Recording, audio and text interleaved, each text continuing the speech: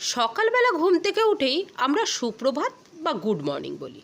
সত্যিই কি সকালটা সুপ্রভাত বা গুড মর্নিংয়ের মতন হয়? কারণ সকালবেলা ঘুম থেকে উঠতেই তো কষ্ট লাগে। কারণ ঘুম থেকে ওঠা খুবই কষ্টকর একটা কাজ।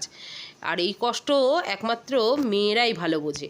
কারণ ম্যাক্সিমাম তো মেয়েদেরই সকালবেলা ঘুম থেকে উঠতে হয়। আর উঠেই সবার প্রথমে 10টা হাত আবিষ্কার করে নিতে হয়। কারণ 10 হাতে যে 10 রকমের কাজ করতে হবে, তা না হলে যে কাজ এগোবে না। বেলা গড়িয়ে আধার হয়ে যাবে, কিন্তু কাজ এগোবে না। তো যাই হোক, দেখো আমি অলরেডি আমার 10টা হাত আবিষ্কার করে নিয়েছি।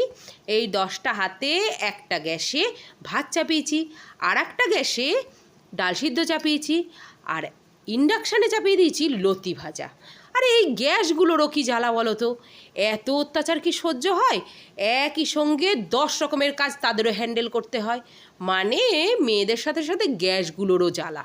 তো যাই হোক, এ কথা ছেড়ে দাও, এ কথা সারা জীবনের একই কথা। এ কথা আর নতুন করে কি বলি বলো? তোমরা সবাই জানো। তো যাই হোক, দেখো ডালটা হয়ে গেল। এদিকে আমার রান্নাবান্নাও মোটামুটি কমপ্লিট হতে চলবে। তার মাঝখানে আবার চচ্চড়ি কেটে রেখেছিলাম, সেটাকেও তো এখন আচ্ছা মতন রসিয়ে কষিয়ে বানাতে হবে, তা না হলে খাওয়া মুশকিল। একটু এদিক থেকে ওদিক হলেই মহারাজাদের নানা রকমের অজুহাত লেগে যায়। এ তরকারি খাওয়া যায়, ও তরকারি খাওয়া যায়, সেসব শুনতেও তো গাটা জ্বলে যায় না? তো যাই হোক, রান্নাবান্না মোটামুটি খারাপ করি না, খাওয়ার মতন হয়ে যায়। তো এদিকে আবার মেয়েকেও তুলতে হবে, কারণ মেয়ের থাকে স্কুল। এই দেখো, মহারানীকে তুলে দিয়েছি, আর যেই তুলেছি অমনি বাংলার পাঁচের মতন মুখ করে নিয়েছে। স্কুলে যেতে আলসামি তো, ওই জন্যেই এই দশা। তো যাই হোক, আমার কাজ হয়ে গেছে।